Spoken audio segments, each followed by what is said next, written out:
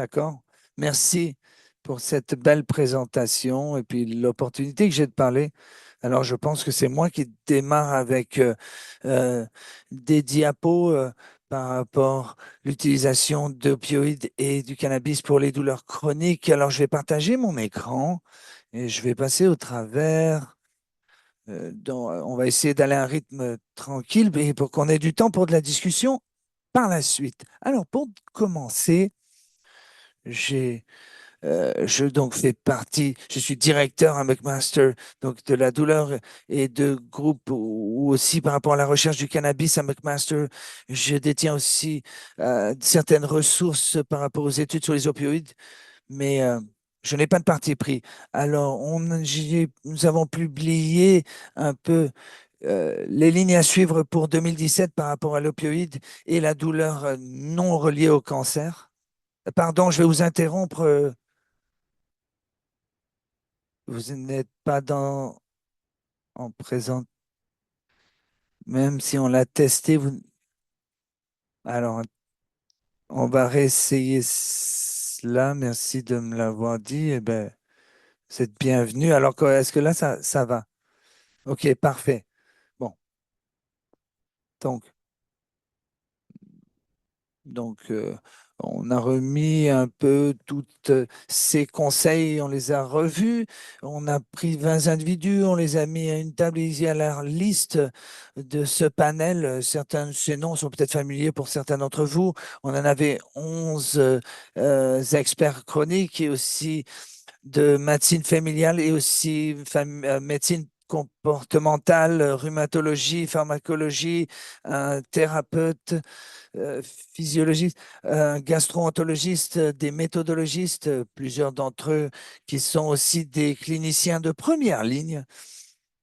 Alors, être membre de ce panel, c'est qu'il ne fallait pas avoir de conflit d'intérêts ou intellectuel ou financier, bien sûr. Alors, on a utilisé la grande approche par rapport au conseil. On peut faire des recommandations fortes ou sous condition, bien sûr. Ces recommandations peuvent être pour ou contre. On peut faire une recommandation très forte et poussée quand il y a un déséquilibre entre les bénéfices et les côtés négatifs. Et si c'est l'inverse, ça serait une recommandation en faveur. S'il y avait bien sûr de côtés négatifs, ça serait une recommandation contre, bien sûr. Alors, bien sûr, on requiert euh, il faut bien sûr qu'il y ait des preuves vraiment sûres par rapport à ses bénéfices et à ses côtés négatifs. Et par rapport à ces preuves, bien sûr, tous les patients prendraient la même décision. Alors, par rapport, il y a aussi d'autres recommandations par rapport, s'il y a un équilibre très proche entre les bénéfices et les risques. Donc, certains patients vont mettre une plus haute valeur par rapport au potentiel de bénéfices et d'autres plus de valeur par rapport au risque, mais comme c'est eux qui prennent comme on peut faire aussi des recommandations quand on a moins de preuves, on est peut-être moins sûr s'il y a des nouvelles études qui vont changer par rapport aux bénéfices ou aux côtés négatifs. Et puis, si face à ces preuves, pas, tous vont faire les mêmes choix, parce qu'il y en a qui vont choisir, qui vont continuer l'intervention et un nombre très appréciable qui ne le feront pas et on ne connaît pas la réponse jusqu'à ce qu'on parle à la personne et au patient et on les aide à prendre une décision qui va avec leurs préférences et leurs valeurs et suit leurs valeurs, bien sûr. Alors, encore une fois, il faut comprendre les préférences et les valeurs pour regarder vraiment les preuves. Alors, vraiment, on regarde un peu tout ce qui a été écrit par rapport à des études qui ont été faites, par rapport aux valeurs et aux préférences des patients. Et aussi, on fait aussi nos entrevues dans nos propres groupes par rapport à des expériences vécues et on prend toutes ces valeurs et ces préférences que ensuite ce panel utilise pour formuler les recommandations. Car les preuves en tant que telles ne suffisent pas. Alors, par rapport à notre groupe, on a déterminé pour des gens qui vivent avec des douleurs, mais qui ne sont pas reliées au cancer et qui reçoivent des opioïdes, vraiment, enlever la douleur, c'est la chose la plus importante. C'est pour améliorer leur fonctionnement général et dormir, mais vraiment, la douleur, c'est vraiment notre objectif principal. Quand les gens ont des effets secondaires de vomissement ou constipation à cause de l'utilisation d'opioïdes, ces effets sont aussi importants que de pouvoir soulager la douleur et peut-être même, peut-être plus important que des petits degrés de soulagement de douleur. Si un patient sort de l'étude ou se retire de l'étude, c'est parce qu'il sentait tous ces effets secondaires. Alors, quand on regardait à d'autres événements côté par rapport à une brume mentale, c'était moins important par rapport aussi à avoir des petites sur ce sujet-là. Quand on considère des côté adverse, plutôt par rapport à une overdose qui est fatale ou pas, on a vu que des valeurs sociétales et des préférences en étant très importantes. On est conscient que ceci est important par rapport au public, mais on a mis vraiment une haute valeur par rapport à essayer d'éviter ces événements-là, même s'ils sont rares.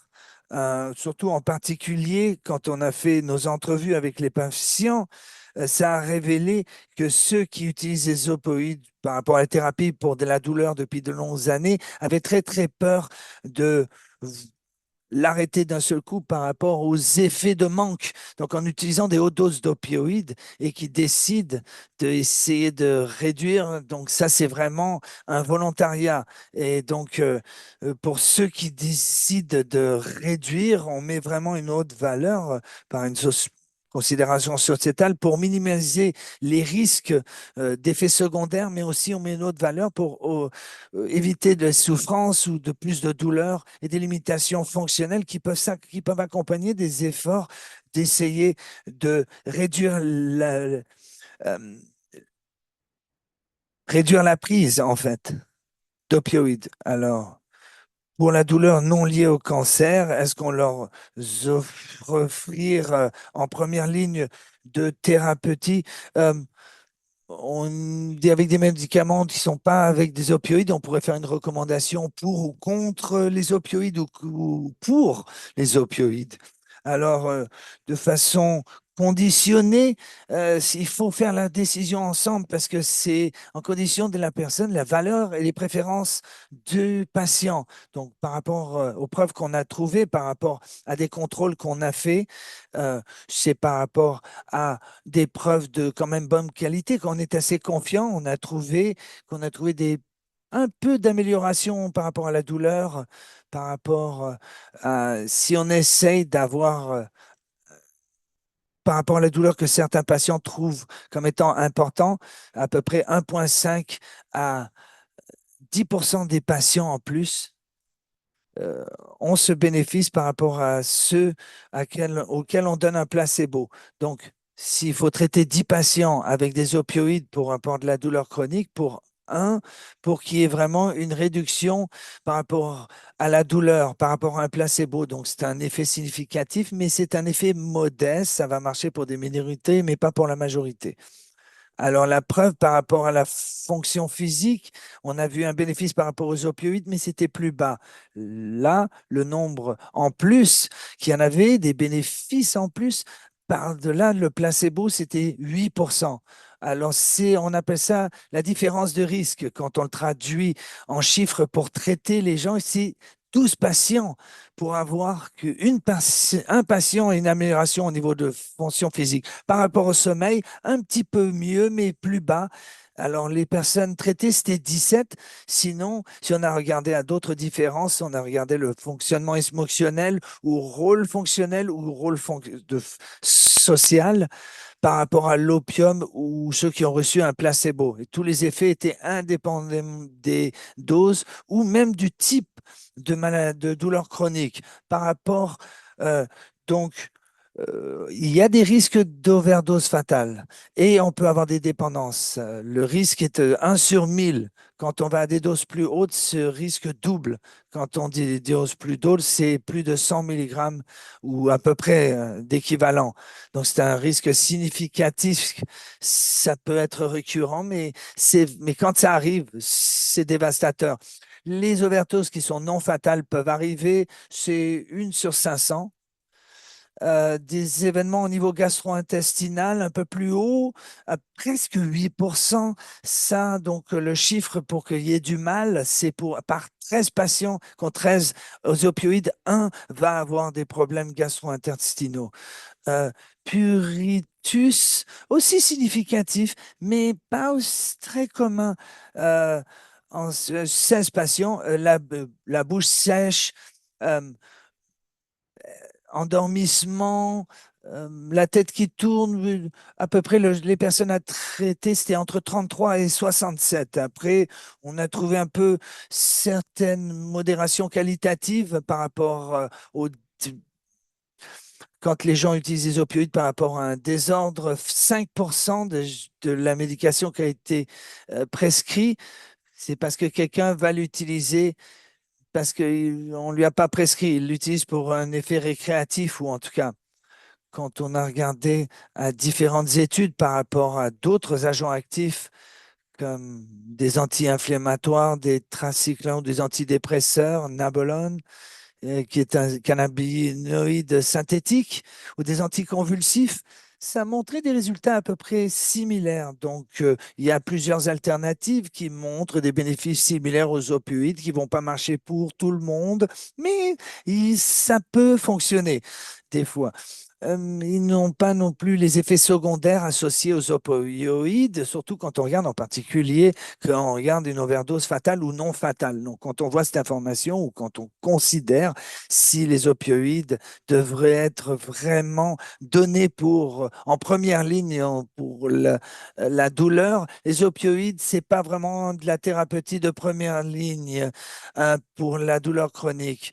On devrait essayer de donner des alternatives non basées sur les opioïdes parce que ils vont trouver des bénéfices similaires. Pas tout le monde va trouver vraiment, il y a moins de risques de mal ou de problèmes plus graves. Alors, une deuxième recommandation, on a regardé des gens qui ont regardé des thérapies non opioïdes, mais qui ont encore des douleurs chroniques et parce qu'on a trouvé des preuves de bénéfices, mais seulement pour une minorité des patients, le panel a fait des recommandations très, très fortes de discuter un essai pour certains individus qui avaient des douleurs non liées au cancer et qui avaient essayé des thérapies non opioïdes et qui avaient encore de la douleur chronique, mais encore là, euh, on avait, euh, on a exclu des individus qui avaient eu des problèmes avec des substances dans le passé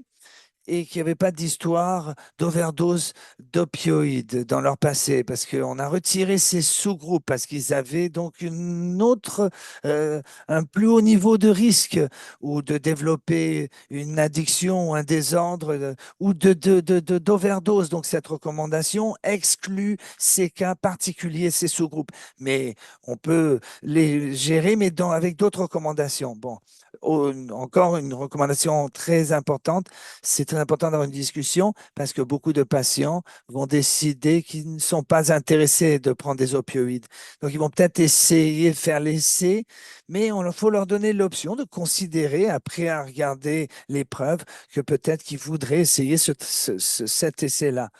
Alors ensuite, ces derniers groupes, des gens qui ont eu un passé de problèmes d'overdose ou du donc, eux ont des risques d'avoir des expériences, d'avoir une overdose fatale ou non fatale, euh, se multiplient par 6. Donc, même si le risque était plutôt bas, le panel pensait que c'était un risque trop grand à prendre et il fallait faire vraiment une très, très forte recommandation contre leur offrir un traitement anti-opioïde s'ils avaient déjà eu un problème avec les opioïdes. Alors, encore une fois, c'est simplement par rapport au haut niveau de risque et de mal et de problématiques graves. Alors, pour le problème, quatrième recommandation pour les gens qui ont des problèmes d'alcool, là encore, le problème d'overdose était multiplié par 5 dans ces patients-là avec des problèmes d'alcool. Donc là, c'est vraiment qui ont vraiment des problèmes d'alcool actifs, pas des gens qui en avaient avant dans le passé, vraiment des gens qui ont encore un problème d'alcool. Alors, dans notre cinquième recommandation, on a regardé les individus qui ont un historique de n'importe quelle utilisation de substances qui ont de la douleur malgré de la thérapie de non-opioïdes. Et là, le risque était plus haut, mais n'était pas aussi haut que les autres deux catégories que je vous ai montrées précédemment. Et donc, le panel se disait qu'il y avait certains patients que oui, même s'ils étaient conscients qu'il y avait un potentiel de mal et de problèmes, ils voulaient quand même essayer un essai avec des opioïdes. Donc là, on a mis une recommandation avec une condition en plus contre l'utilisation d'opioïdes, mais ça veut dire qu'on parle au patient. On lui dit, voilà ce que nous, vous savons, nous connaissons tel bénéfice pour vous, mais vous, vous avez un bénéfice par rapport au mal que ça peut vous apporter. Voilà ce que nous savons. Qu'est-ce que vous voulez faire? Et on perçoit que la majorité des patients vont refuser, mais il y a une minorité qui va être intéressée pour faire un essai avec des opioïdes. Donc, c'est une recommandation sous condition, leur parler, les aider à prendre une décision dans laquelle ils se sentent à l'aise. Similairement, des individus qui ont une historique de de problèmes de santé mentale et qui ont pris aussi la thérapie non opioïde et qui demandent est-ce que je pourrais faire un essai avec des opioïdes ou je le considère?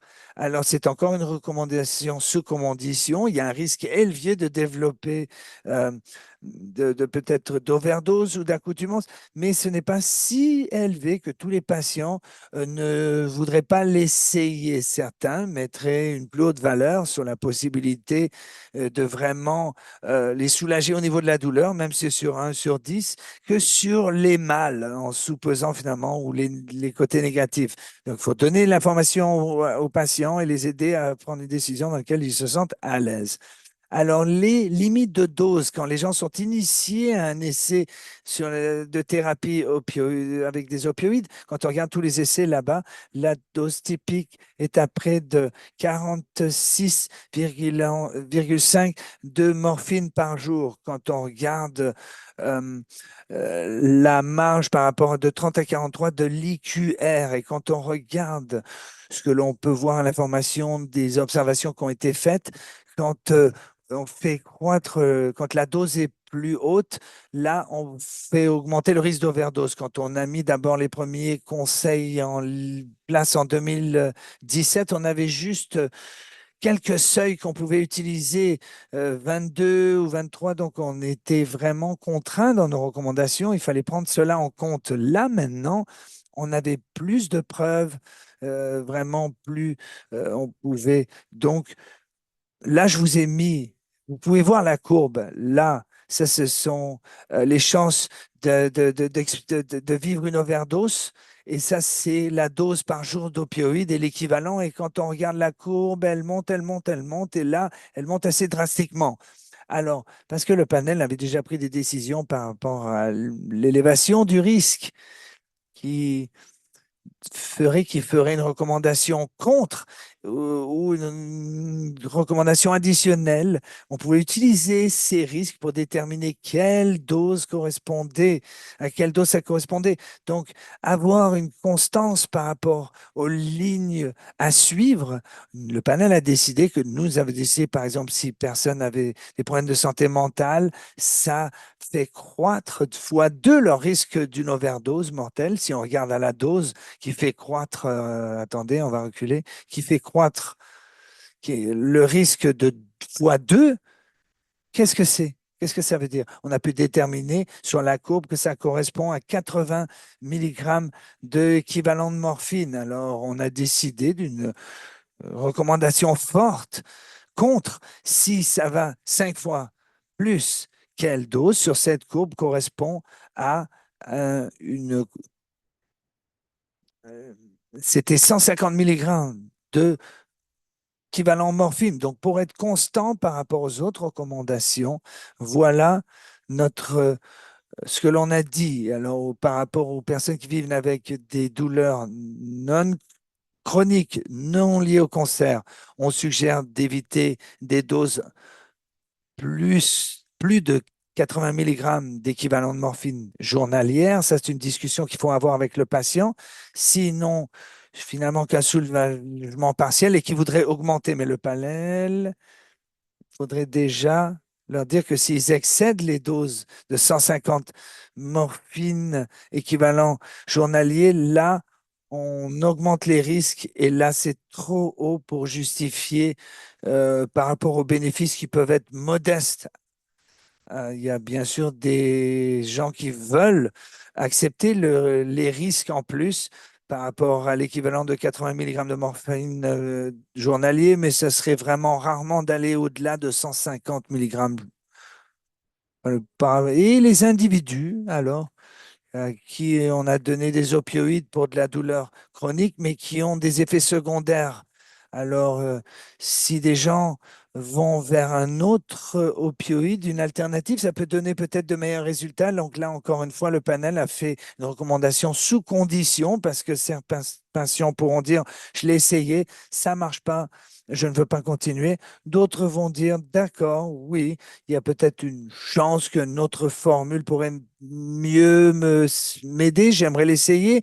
Encore une recommandation, il faut encore avoir une discussion avec le patient. Notre 10e recommandation, là, c'est un sujet très important. Et voilà les individus qui ont déjà des opioïdes pour de la douleur chronique non liée au cancer et à des hautes doses. Là, le panel tout en reconnaissant qu'il y a un plus haut risque avec des plus hautes doses, fait une recommandation très forte pour engager une discussion, pour offrir un traitement d'opioïdes pour réduire, mais si le patient refuse de répéter cette offre et de ramener cette discussion tous les 6 à 12 mois. Donc, c'est une recommandation pour une discussion parce qu'on veut vraiment bien être clair que la décision est finale, c'est le patient qui la détient. Mais il faut offrir la, de réduction, de réduire. C'est pourquoi? Parce qu'on a des preuves par rapport à des études et des essais que de réduire, la dose peut vraiment être bénéfique. Des études qui sont sorties récemment, qui ont été présentées dans les conférences, de vraiment des Empower Trial qui va sortir bientôt, ça peut être bénéfique sans avoir trop d'effets secondaires par rapport au manque, mais par rapport à d'autres études, mais de faire une réduction, si la personne ne le fait pas volontairement, ça fait croître le risque d'overdose. Donc, il faut que ça soit consensuel. Et là, il y a encore une remarque avec cette recommandation, en plus, que certains patients qui sont d'accord de réduire leur prise d'opioïdes vont peut-être avoir moins bien fonctionner, avoir plus de douleur et peut-être qu'on peut arrêter ou mettre une pause à cette réduction de la prise. Donc, c'est aux patients de décider s'ils disent non, c'est d'accord, c'est correct. S'ils disent oui, il y a quand même des garde-fous en place et mis un point au moment de cette réduction de la prise de d'opioïdes. Alors, bon, là aussi, on a des guides de bonne pratique pour les patients à qui on prescrit des opioïdes, on ne devrait pas les forcer à... On ne devrait pas forcer le sevrage. Ce n'est pas une bonne idée. Donc, pour les personnes qui vivent avec de la douleur chronique non liée au cancer et qui sont engagées à une réduction de prise d'opioïdes et qui vivent donc des défis, on leur suggère donc du soutien multidisciplinaire, mais on a beaucoup d'informations qui montrent que du soutien multidisciplinaire peut aider dans certaines circonstances. Maintenant, ça, c'est vraiment un survol très rapide euh, par rapport aux opioïdes. Et là, au cannabis, on peut le voir ici dans l'éditorial, il y a de plus en plus de pression de essayer d'éviter les opioïdes. Le cannabis est de plus en plus disponible, mais, mais est-ce qu'il y a des preuves que ça peut réellement être bénéfique? Encore une fois, on a eu un panel, 5 personnes qui avaient des expériences vécues, 3 méthodologistes, 15 experts. Ils représentaient vraiment un peu. C'était très, très large, des rhumatologistes à médecine familiale, pharmacologistes, toutes sortes de spécialistes. Nous avions un- quelqu'un qui était dans les soins palliatifs, hein, vraiment, c'était très, très large, un panel très large. Comme on a fait aussi avec les conseils par rapport aux opioïdes, on a commencé des procédés formels par rapport aux valeurs et aux préférences. On a regardé ce qui avait été écrit par rapport aux recherches. On a fait une étude qualitative avec 52 individus qui ont parlé de leur expérience vécue. Voilà ce que nous avons appris. Encore une fois, c'est presque copié-copié par rapport à celui de l'opioïde, par rapport à la douleur chronique, mettre beaucoup de valeur dans, par rapport à la réduction de douleur et d'accepter la possibilité par rapport au mal qui peuvent être utilisés avec le cannabis pour des raisons médicinales. Pour les personnes qui ont des douleurs chroniques, pas toujours, mettre plus de valeur sur la possibilité de problèmes pulmonaires à cause de par rapport au cannabis ou celui qui n'est pas inhalé pour la douleur chronique aux formules qui s'inhalent ou qui ne s'inhalent pas. Alors, les patients qui vivent avec la douleur chronique et qui voient peut-être le cannabis utilisé pour des raisons thérapeutiques plus sécuritaires que les prescriptions d'opioïdes. Et aussi, les valeurs et les préférences par rapport au cannabis peuvent être différentes sur les patients par rapport aux expériences socioculturelles ou autres. Voilà ce que l'on a appris en termes de preuves. Euh, Ça, c'est des essais contrôlés qui ont été faits. Euh, Il y a des preuves qui montrent que par rapport au placebo, le cannabis peut réduire la douleur de façon importante. Le risque euh, avec le placebo, c'est 10% de plus. Donc, plus de 10% de plus de patients qui reçoivent du cannabis vont avoir une diminution de la douleur. Donc, il faut traiter 10 patients au cannabis pour qu'un des patients ait une réduction de sa douleur. Et, et pour avoir une amélioration fonctionnelle physique, il faut traiter 25 patients pour qu'un seul ait une amélioration de sa condition. Pour le domaine, le sommeil, c'est 6% des patients qui vont, en fait, chez qui le cannabis permettra d'améliorer le sommeil. On ne constate aucune différence importante par rapport, en fait, dans les groupes utilisant le placebo par rapport aux groupes utilisant ayant reçu le cannabis pour le fonctionnement social. Ensuite, on a des données probantes de qualité moyenne, qu'il y ait une diminution euh,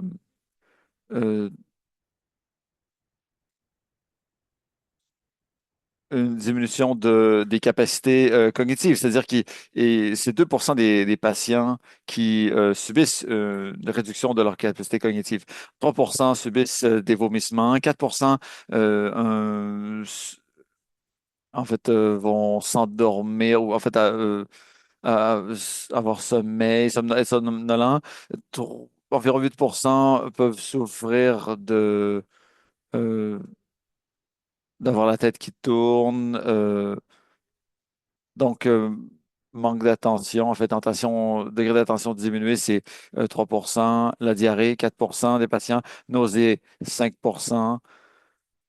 Euh, Trop de mémoire, alors c'est 9%. Alors, la plupart de ces causes ne toucheront pas la plupart des patients utilisant du cannabis. Bon, qu'en est-il des tentatives de suicide, hallucinations, paranoïa, anxiété et autres? On a beaucoup de données probantes d'études utilisant le cannabis, sur le cannabis euh, récréatif que certains événements peuvent être accrus en fréquence. Alors, on constate que le cannabis médical peut avoir, en fait, en fait, on a des données probantes de faible qualité à l'effet que le cannabis n'augmenterait pas la, le risque de pensée suicidaire, tentative de suicide, hallucination et autres. Alors, encore une fois, on demande à notre panel ce qu'ils en pensaient. Encore une fois, ils ont décidé que le cannabis n'est pas, n'apporte pas assez de bienfaits pour qu'on le considère comme remède de première ligne. Mais pour les personnes qui vivent avec un cancer ou une douleur chronique liée au cancer ou non, lorsque cette douleur persiste, le panel propose d'offrir un traitement au cannabis pour réduire la douleur. On croit qu'il faut donner le bénéfice du doute aux patients et tenir compte de ses valeurs et préférences. Alors, il y a avec le cannabis la possibilité que le cannabis ait un effet bénéfique. Il y a également la même possibilité qu'il cause du tort aux patients.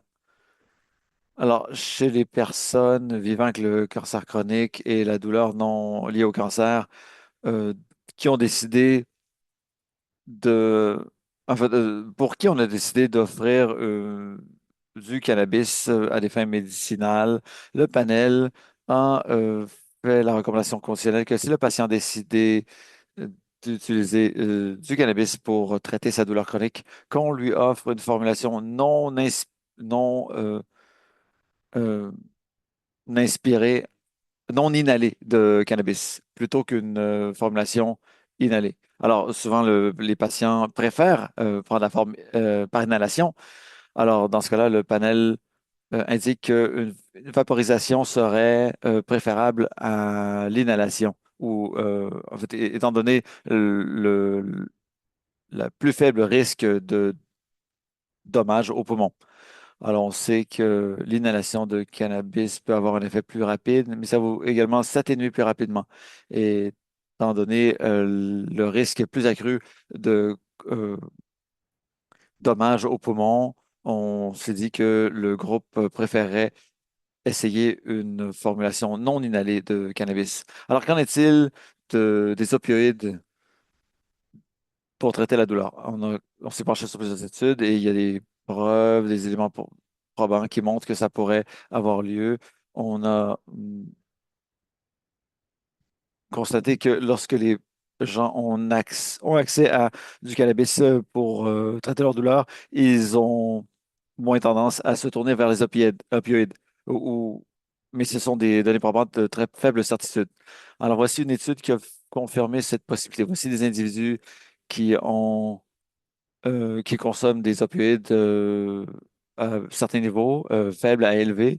On voit cette ligne bleue, c'est-à-dire qu'une partie du groupe a eu accès à du cannabis thérapeutique. Dans tous les cas, ils ont réussi à diminuer leur consommation d'opioïdes par rapport au groupe qui n'avait pas accès au cannabis. Ce sont des données observationnelles.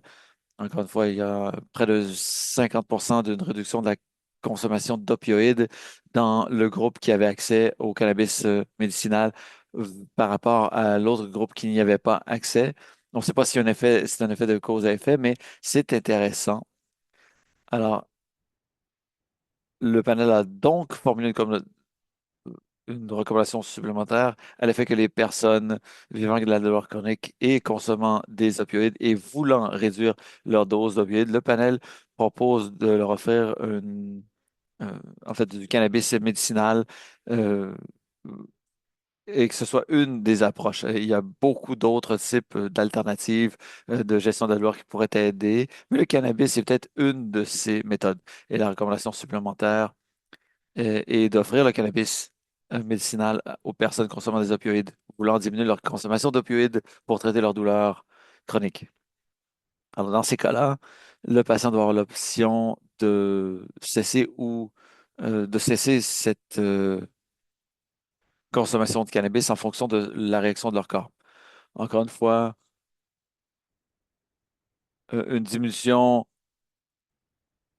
Qu'en est-il des opioïdes par rapport au cannabis pour des fins médicinales pour gérer la douleur chronique? Alors, on s'est penché sur une décision du panel.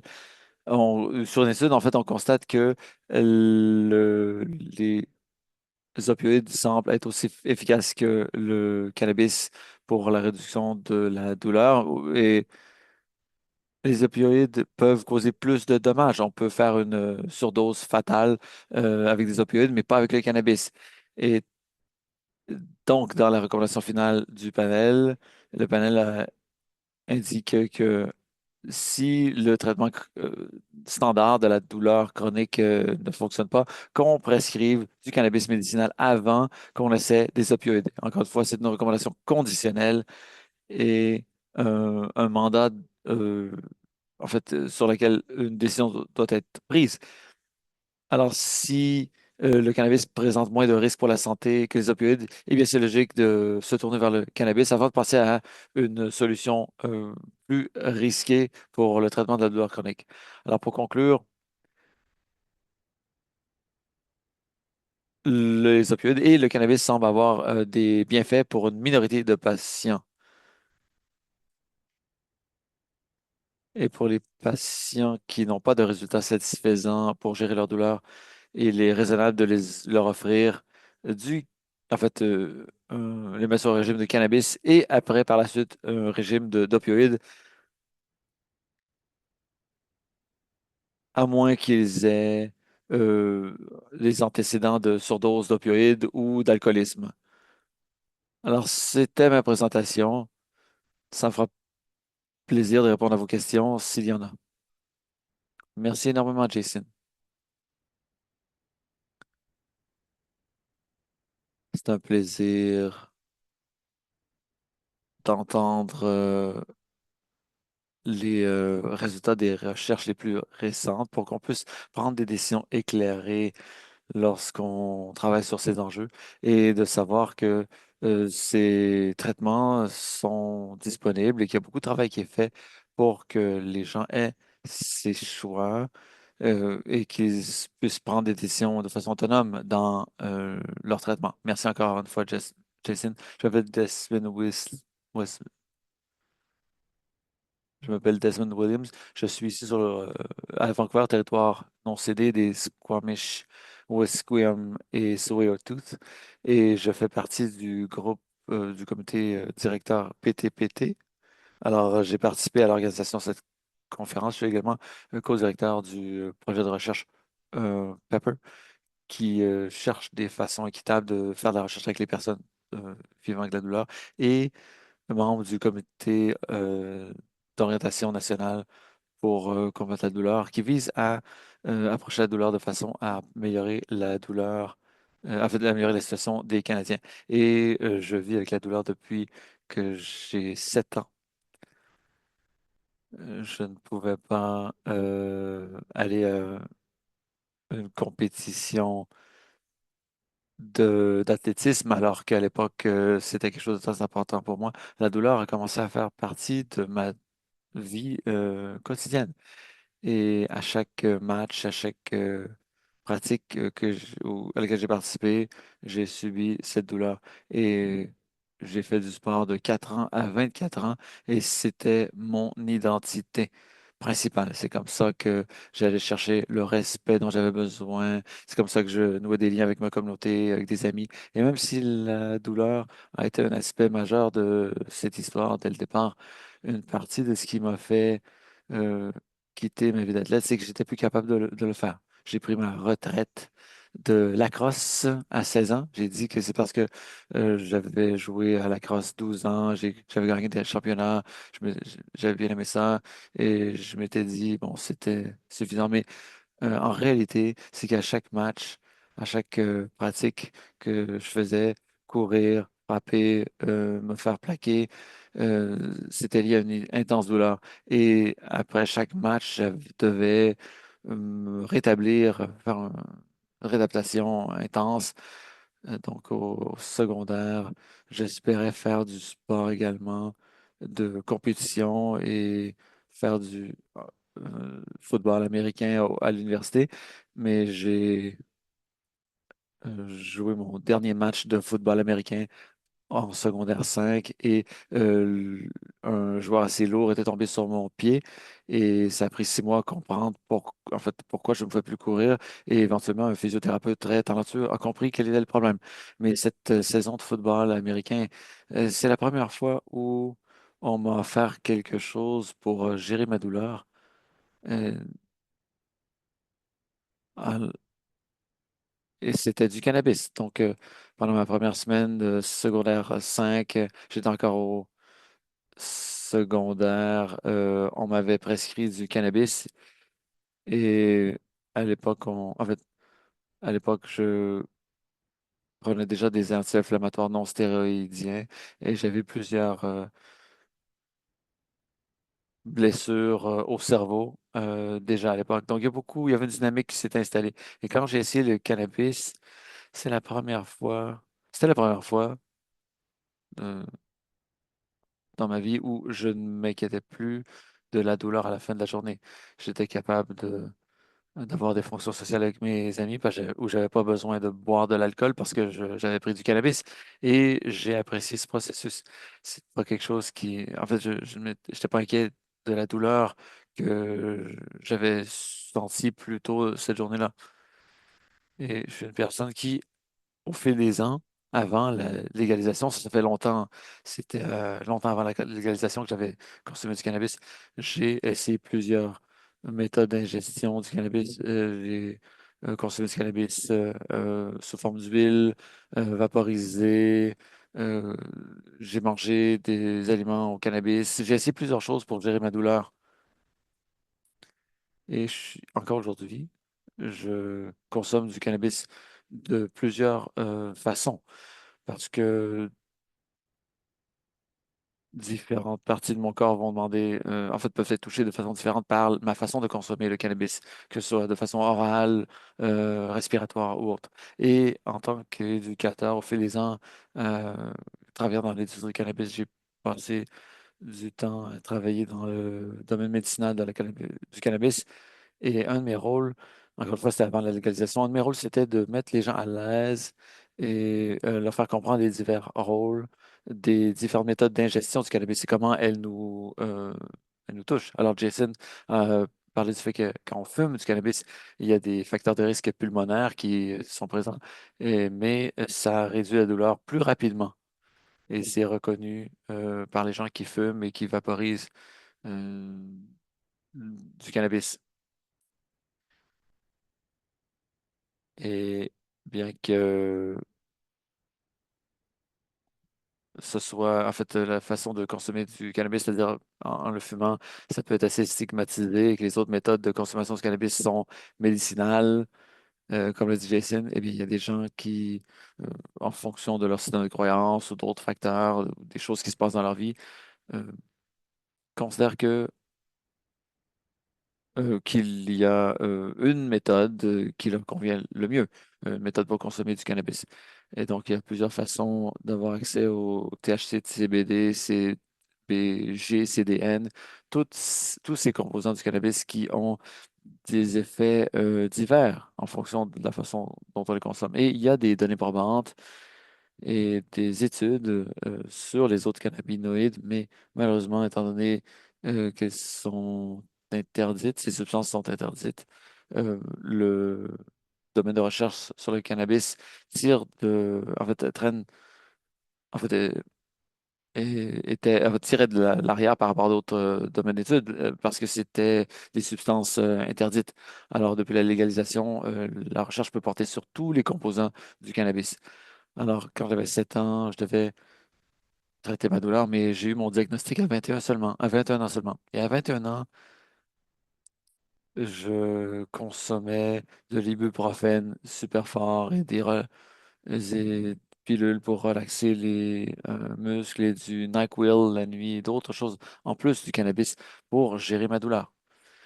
Et quand j'ai finalement consulté un médecin pour parler de ma douleur, j'ai rencontré un rhumatologue et j'ai commencé euh, euh, faire ce programme pharmaceutique, j'ai pris du néproxyne et mon estomac a décidé que le néproxyne ne fonctionnerait plus pour moi. Alors, ces types d'anti-inflammatoires ont commencé à être retirés de ma pratique de gestion de la douleur. Et étant donné les progrès de mon état, je souffre d'ankylose et de spondylite.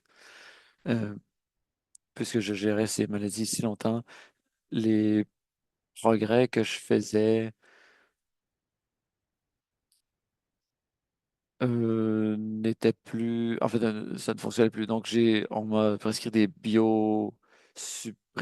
suppresseurs pendant 8 ans, mais j'ai fait ça pendant 8 ans et ça ne fonctionnait pas au début, mais par les différentes façons d'ingérer du cannabis, par différents mouvements, différentes pratiques, j'ai eu l'occasion, étant donné l'espace sûr qu'on m'a offert à l'époque, d'avoir des moments où je souffrais de moins de douleur. J'ai réussi à avoir plus d'autonomie, plus de choix dans ma façon de gérer ma douleur et euh, par des processus plus naturels, des choses qui semblaient plus naturelles pour mon corps. Je me suis rendu compte que ce n'est pas tous les corps humains qui réagissent favorablement à la thérapie par le cannabis. Et le système cannabinoïde de chaque personne a un équilibre qui lui est propre. Oui, Desmond, excusez-moi de vous interrompre. On a également Alex et on a aussi plein de questions à vous poser. Merci. Oui, j'ai presque terminé. Oui, quand vous avez commencé à parler, j'avais déjà terminé. Oui, eh bien, je serai brève également. Alors bonjour, je m'appelle Alex. Je suis à ce qu'on appelle Kingston, Ontario, territoire volé au Haudenosaunee, au Wendat et aux Anishinaabe. Je représente les personnes pour qui les opioïdes sont une bonne option de traitement et à qui on a systématiquement refusé un accès à ces opioïdes. Alors, comme l'a dit Therese dans son introduction, ça m'a pris 26 ans à avoir un premier diagnostic de douleur chronique. Évidemment, mes chiens sont sages depuis 3 heures et demie, mais maintenant ils se réveillent. Alors, en fait, les obstacles pour avoir accès à des soins contre la douleur sont liés au fait que les gens ne veulent pas diagnostiquer de douleur chronique. Ils vont se dire, bon, c'est dans ta tête. Mais moi, j'ai souvent des tests négatifs à tout. Et même si les symptômes cliniques sont en fait très parlants, aucun des médecins que j'ai rencontrés a voulu dire que j'avais quelque chose ou quoi que ce soit. Il disait seulement, tes symptômes sont semblables à ce qu'on voit chez les personnes qui ont de la douleur chronique. Alors, ce qui me restait, c'était des mesures de contrôle des symptômes, mais non du problème à la source. Alors, toutes les personnes qui se préoccupent de gestion de la douleur savent qu'il faut s'attaquer à la source de la douleur et non aux symptômes. Et les opioïdes que j'ai pris, la codéine, euh, la morphine également, sont les médicaments qui ont apporté les meilleurs résultats pour gérer ma douleur. Ce sont les médicaments qui m'ont permis de mieux gérer la douleur avec le moins d'effets secondaires. J'ai essayé aussi du gabapentine. euh, pour la santé mentale, j'aime bien. Je n'ai pas eu l'impression d'être saoul en prenant ce médicament. Étant donné que je suis autiste et j'ai une surcharge cognitive, et en passant, j'ai essayé plusieurs types de cannabis. Et en fait, ce que le cannabis fait, il empire ma douleur. C'est à cause du fonctionnement de mon système nerveux. Je suis également narcoleptique et quand je prends du cannabis, je ne peux plus parler. C'est très déconcertant. Je prends encore en fait, des médicaments cannabis parce que c'est un moyen de réduire la douleur, mais l'ibuprofène, c'est un des seuls médicaments que je tolère. Et ça me permet de sortir du lit ce matin, mais ça ne me permet pas de me pencher, de mettre mes souliers. Pris du Navalone récemment et ça cause chez moi une dépersonnalisation. Mais quand, en contrepartie, je prends des opioïdes, je me sens énergisé. Ma mère racontait cette histoire. On m'avait donné de la morphine après avoir eu en fait, une transplantation de moelle épinière quand j'avais 4 ans. Et j'étais très excité après avoir pris de la morphine et ma mère était inquiète. Et je me suis rendu compte que c'était la seule fois qu'elle me voyait euh, moi, enfant, sans douleur. Donc, j'étais toujours en surcharge sensorielle et c'est pourquoi en fait, et j'étais autiste aussi. Alors que je souffrais de cette douleur chronique tout le temps. Donc, j'avais beaucoup plus l'air d'un enfant qui, en fait, qui avait du mal à avoir des relations sociales. Mais quand j'ai eu la morphine pour cette première fois, eh bien, enfin, j'étais très excité, je bougeais, j'étais dynamique, mais en fait, j'étais dans mon état normal. Et on m'a prescrit d'autres médicaments qui ont eu qui ont engendré des réactions graves. Et quand j'ai parlé de ces réactions, personne ne me croyait, parce qu'encore une fois, ce sont des réactions inhabituelles parce que j'ai tendance à réagir de façon inhabituelle à des médicaments. On m'a prescrit du médafénil pour la narcolepsie et ça m'a donné des spasmes musculaires débilitants. Et un des symptômes de la narcolepsie, c'est la cataplexie, ce que j'ai eu. Et quand je l'ai dit, tout le monde me disait que ça, c'est pas dans la littérature, c'est pas normal, c'est pas censé, ce médicament n'est pas censé causer ce genre d'effet. Mais les gens pensaient que je me plaignais pour aucune raison et que je cherchais de l'attention. Mais un tiers des gens dans mon groupe de soutien avaient ce genre d'effet secondaire. Alors, certains docteurs croient que je cherche à essayer d'autres drogues, que je cherche à avoir de l'attention. On me dit que je devrais mieux faire plus d'exercice et mieux gérer ma douleur. C'est difficile, mais tu dois faire plus d'exercice pour avoir moins de douleur. Mais ce qu'ils ne comprennent pas, c'est que je passe tout mon temps à gérer ma douleur. Ce n'est pas le problème. Le problème, c'est que en gérant ma douleur, je m'épuise. C'est épuisant de gérer sa douleur. Quand on travaille à temps plein pour survivre dans notre société financièrement et faire le ménage, faire la lessive. Et puis, je n'ai pas le temps ni l'énergie de faire de l'exercice régulièrement, à moins que quelqu'un me donne des médicaments pour gérer ma douleur chronique. Alors, une des choses qui est vraiment évidente pour moi dans les lignes directrices sur les opioïdes et le cannabis, c'est qu'on a vraiment un problème dans la gestion des médicaments dans notre société et on ne fait pas en sorte que les gens aient accès à des stratégies médicamentées de gestion de la douleur. Il faut que les gens aient accès à des données probantes, de l'information pour prendre des décisions éclairées. Et quand j'essaie de parler de ces problèmes à mes médecins, on me traite de toxicomane. On me dit que la raison pour laquelle je prends de la codéine, c'est la raison pour laquelle je souffre de douleur. Alors, le message que je veux passer, c'est que maintenant que nous avons ces lignes directrices axées sur les données probantes, nous devons trouver un moyen de faire en sorte que les médecins les appliquent et ne faut pas simplement continuer d'avoir des biais cognitifs très délétères pour leurs patients. Merci, Alex. Alors, je crois que c'était pour vous, ça, Jason, n'est-ce pas? Est-ce qu'on a du temps pour faire des questions?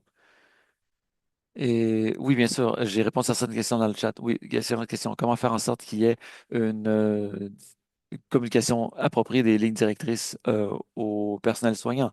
Et on croit que ces lignes directrices sont très appropriées. C'est un défi. On essaie de sensibiliser les médecins, mais la réalité, c'est qu'il y a des lignes directrices contradictoires. Il y a les nouvelles lignes directrices du Royaume-Uni pour la gestion de la douleur primaire qui a recommandé fortement qu'on prescrive aucun opioïde. Le nouveau département de la défense des États-Unis euh, euh, proscrit la prescription d'opioïdes. Je crois qu'il y a un problème avec ces lignes directrices. Elles ont échoué à tenir compte des valeurs et préférences des patients.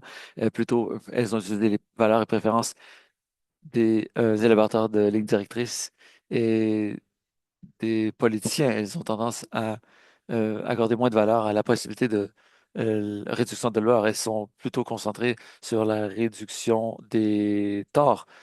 Alors, et ça va être une campagne d'éducation à faire. Il va falloir publier des documents, du contenu. Il va falloir faire en sorte que les cliniciens comprennent pourquoi une ligne directrice dit que les opioïdes sont une option raisonnable si d'autres solutions n'ont pas fonctionné, alors que d'autres lignes directrices font des recommandations contraires. Alors, au Centre national de la douleur, nous nous dévouons à ce projet. Nous avons un projet dirigé par une de mes collègues, Andrea Darcy, qui s'appelle la carte, en fait, le E-Chronic Pain Rec Mac. On essaie de mettre les lignes directrices euh, à l'avant-plan des discussions. On essaie de produire des lignes directrices sur le cannabis pour que les cliniciens puissent comprendre pourquoi il y a des différences entre les recommandations, alors qu'on toutes ces recommandations sont axées sur les mêmes données probantes et tentent de répondre à la même question. Il y a des différences dans la façon de ces lignes directrices de tenir compte des préférences et des valeurs des patients. Et alors, on espère pouvoir opérer cette campagne de sensibilisation. Alors, vous avez répondu à pas mal de questions qui avaient été posées. Les gens demandaient quelles étaient les lignes directrices au Royaume-Uni et aux États-Unis. Alors, vous répondez à cette question. Il y a une question que j'aimerais poser, moi, à Desmond. Quels ont été vos défis lorsque vous êtes allé aux États-Unis, au pays où la marijuana est illégale? Eh bien, ce sont parmi les rares fois où j'ai eu des accès à ces substances, mais euh, il y a d'autres façons d'obtenir du cannabis. Quand je travaillais dans le domaine, euh, en fait, dans le domaine de sensibilisation au cannabis, eh bien, il y avait des ressources, on avait accès à des ressources. Je n'encourage pas les gens à fumer du cannabis s'ils ne souffrent pas de douleur, mais si vous consommez du cannabis pour gérer votre douleur, eh bien, encore une fois, on constate que les risques liés à la consommation de cannabis sont minimes par rapport aux bienfaits si vous souffrez de douleurs chroniques. Donc, il faudra peut-être prendre une décision. Peut-être que vous pouvez faire une application de cannabis de façon topique et j'entrerai pas dans les détails, mais il y a plusieurs façons d'en consommer pour alléger sa douleur. Merci à tous et à toutes. Nous n'avons plus de temps aujourd'hui. C'est un sujet très intéressant pour c'est la moindre des choses. C'est le moins qu'on puisse dire. On pourrait encore facilement parler 1 heure. Alors, merci à toutes et à tous de votre en fait pour vos perspectives très instructives sur ce sujet. Merci. Au revoir. Si vous avez des questions, eh bien, écrivez-moi un courriel, ça fera plaisir de vous répondre, de vous envoyer des documents, des articles. Merci. Au revoir. Merci à nos panélistes pour cette séance qui a été d'une grande importance et merci à notre auditoire d'avoir été avec nous.